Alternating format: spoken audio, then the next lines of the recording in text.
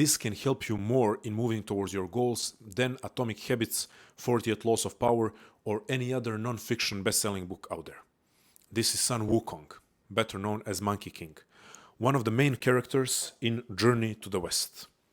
One of the greatest and most legendary Chinese novels, but also one of the most legendary novels in world literature because it's one of the original epic fantasy novels.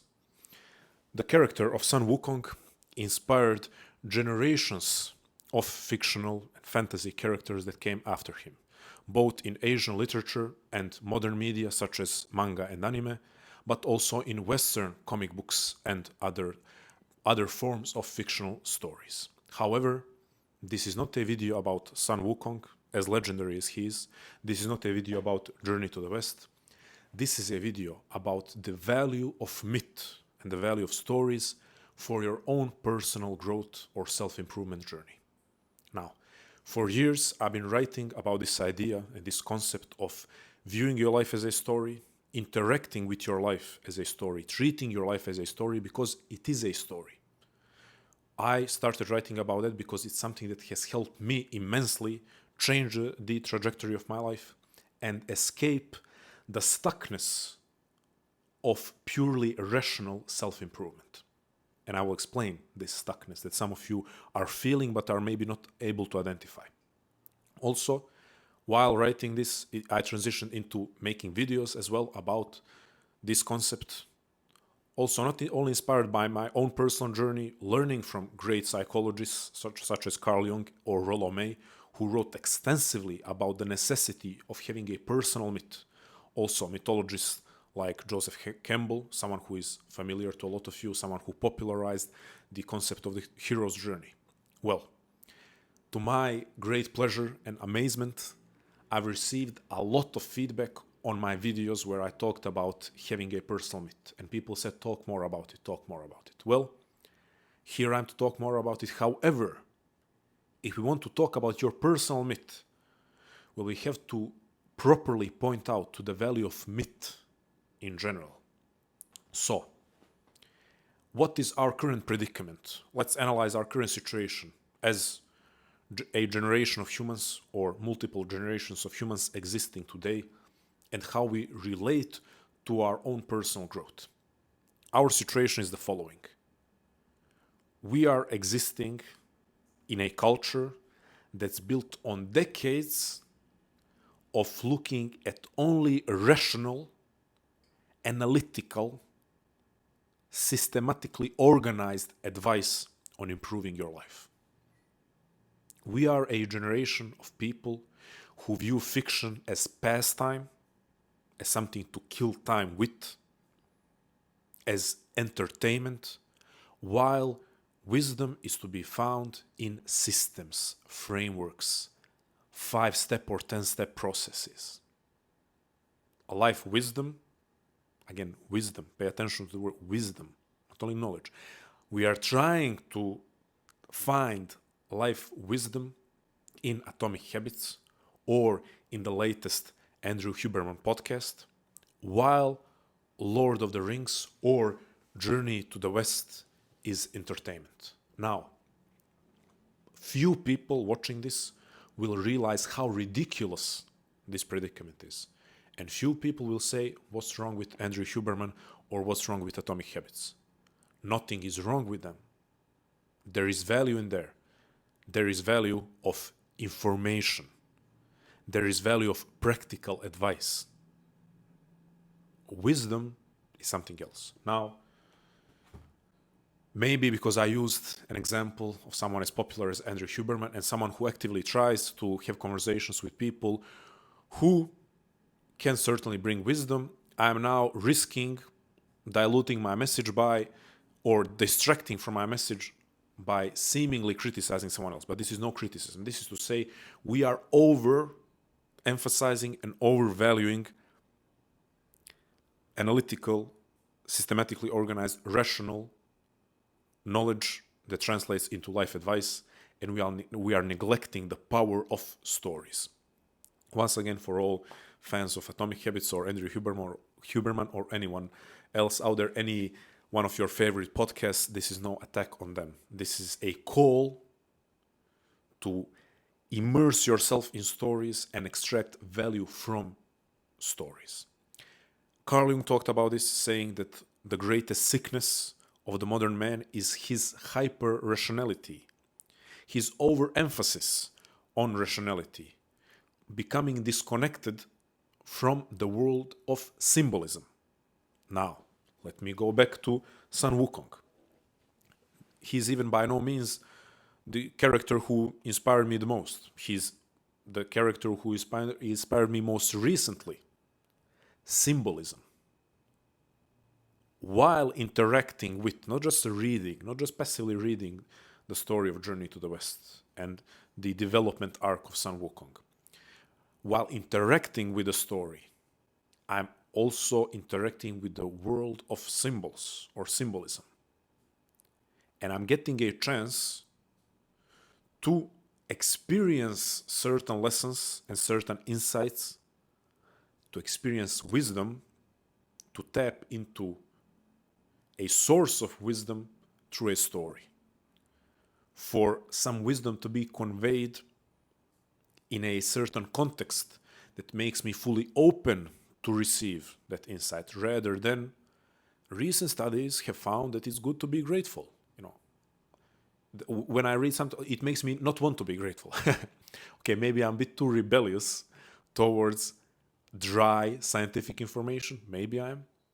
However, you cannot tell me that studies have found that it's good to be grateful. You cannot tell me that that is more impactful than getting emotionally invested in a character and his or her development story and seeing, for example, their journey from feeling entitled towards becoming grateful, and how it helps them develop as a person and grow into a greater human being or a greater being. Maybe they're not human.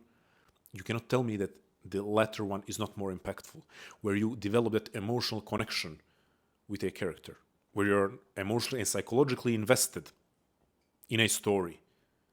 And then you are, once again, interacting with the development of a character. You're interacting with development of the story. You are interacting with the insights. And there is rarely any advice that is given straight in a straightforward manner to you, the reader or the viewer. It's advice that you extract from it. It's insights that you extract from, and you're able to give advice to yourself. So, why am I talking about this? Once again, people ask me about personal myth. Let's talk more about personal myth. Well, for you to be receptive to the idea of the personal myth, and for you to be able to construct or identify your personal myth, you have to shake up a little bit of this modern day stiffness, intellectual stiffness, psychological stiffness, emotional, spiritual, existential stiffness. You need to shake up a bit of that stiffness in the sense of becoming open to receiving wisdom, knowledge, and insight from stories rather than only seeking systems and frameworks. I will say to anyone who is struggling with anxiety, I recently had this conversation, very constructive discussion. I said, while talking about anxiety and pointing out to the importance of courage, I said, if we are going to try to reduce courage to a 5-step program of how to be more courageous, we have already missed the point. And I had a constructive interaction with someone who is more of an analytical and framework type of thinker, who pointed out, well, yeah, we still can have steps towards becoming more courageous. Of course. The value and benefit and privilege of us, living at this point in history where we have reaped so many of the benefits of analytical thinking, yeah, by all means, we can use our capacity to develop systems and frameworks. However, if we become slaves to this concept that everything needs to be practical, that we need a framework for everything, if we become slaves of that, that's when we actually become disconnected from the possibility to extract wisdom from something that is way less organized or seems way less organized. It's something that isn't provided to you in a system. So on the journey of you developing, finding, identifying your personal myth, you see, now I also want to say the first step. So you see, we are again steps. But let's put it like this: the first step, although I will not provide the remaining 7 or 10 or 15, because the map of your soul is unique. So I will just say, for now, the first step is be honest with yourself.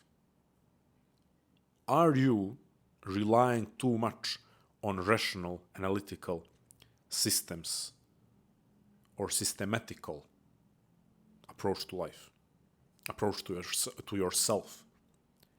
Is fiction a pastime for you? Or maybe let's look at it like this. If I tell you that you need to read or interact, not just read, let's acknowledge the immense value of stories that we can watch. I'm not an elitist when it comes to this. I strongly reject the idea that only fiction that should be consumed is in books, and then the only fiction in books that should be consumed is Dostoevsky, or, okay, let's give some space for fantasy, but only Tolkien. No. Read Western comic books, read manga, watch different types of shows and series. Is there, absolute slop? That's, the new term. Is there absolute slop out there? Yes. Are there these days, TV series and books being created purely for profit? Yes, absolutely.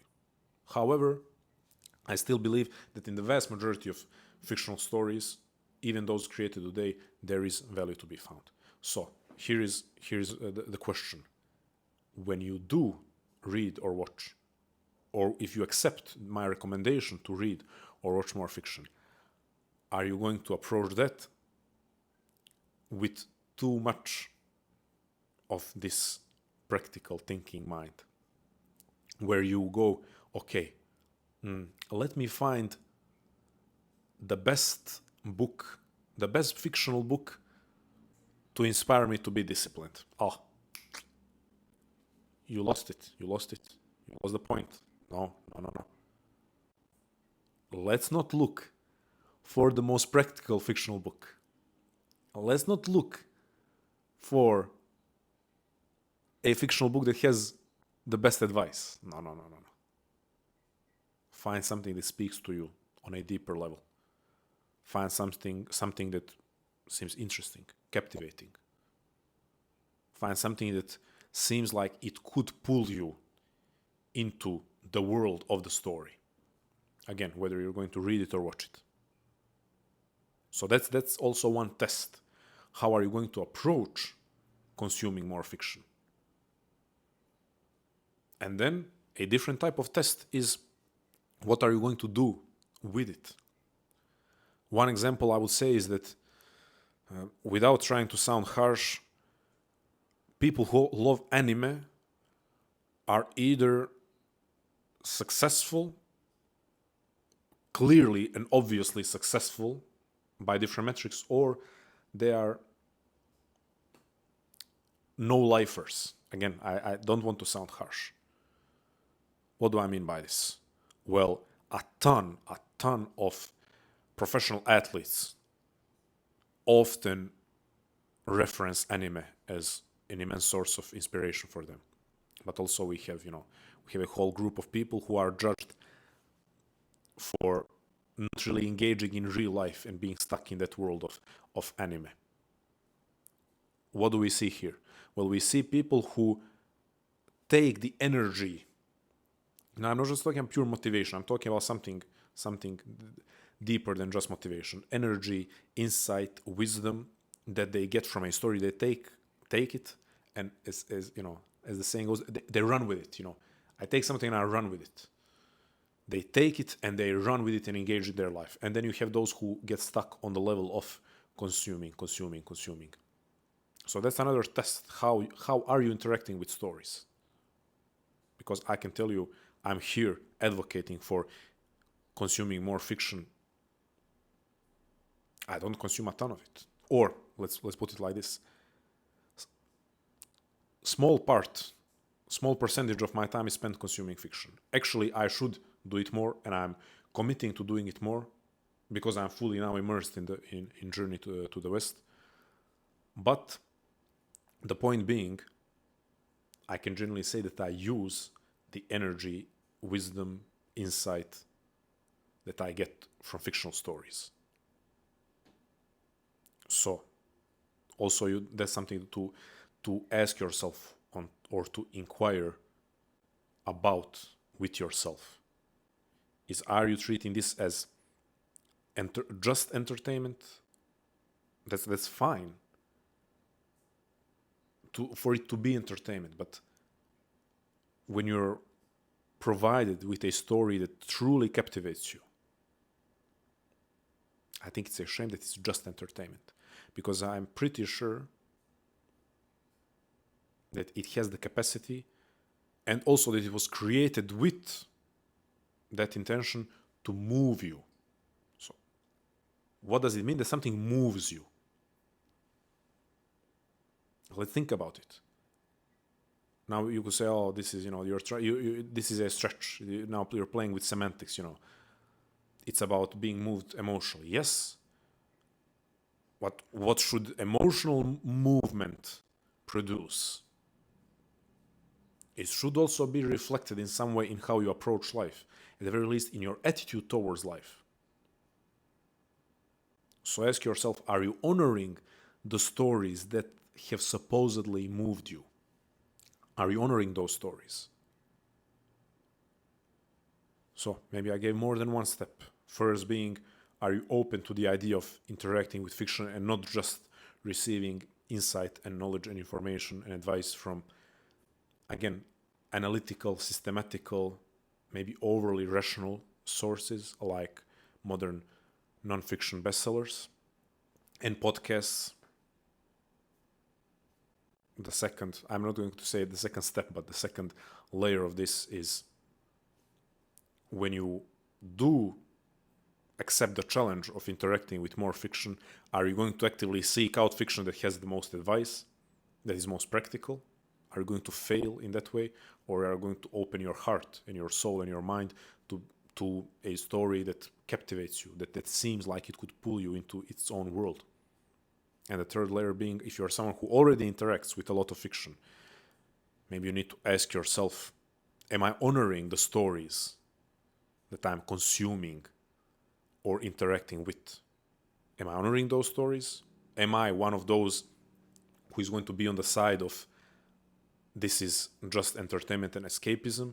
Or am I going to be on the side of, I took example of athletes, massive amount of athletes who are inspired by anime series. We could also mention how really a bunch of entrepreneurs cites fictional fantasy books as some of their favorite books. So here's another example. So am I going to be on the side of people who take the energy from fiction and invest it into their own forward movement, or am I going to be one of those who uses them as pure entertainment? Now, some nuance there. I do value fiction as a form of healthy escapism, but it's all in the dosage, right? Because I do believe that the ability of the story to provide us with a whole new world to escape into temporarily, I think it's beautiful. I think it's equal to magic. However, when that becomes, especially in the modern age, when that becomes a never-ending cycle of consumption and escapism from real life's tasks and challenges, then it's dark magic.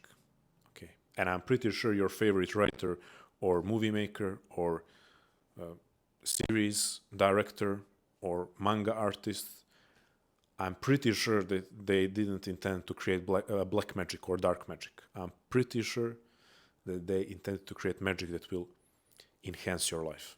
So, tell me, if you're already interacting with enough fiction by your assessment, if you're using fiction as fuel, if you have characters that have already immensely impacted you? Are you honoring the stories that you're interacting with? Or if you're someone who needs to honestly look at themselves and say, yeah, I've fallen into the trap of the modern age, which is hyper-rationality. I am not or have not been the most open to interacting with fiction as a source of eternal wisdom.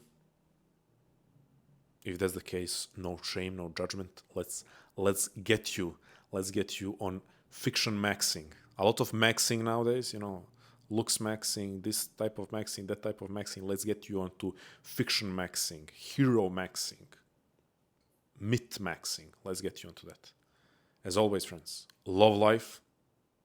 Never feel sorry for yourself. Myth max or hero max. Light that raging fire in your heart. Always go beyond and know that all of the things that I listed, all of these things that I listed, I got inspired to take on my life mantras by stories. I got inspired by stories.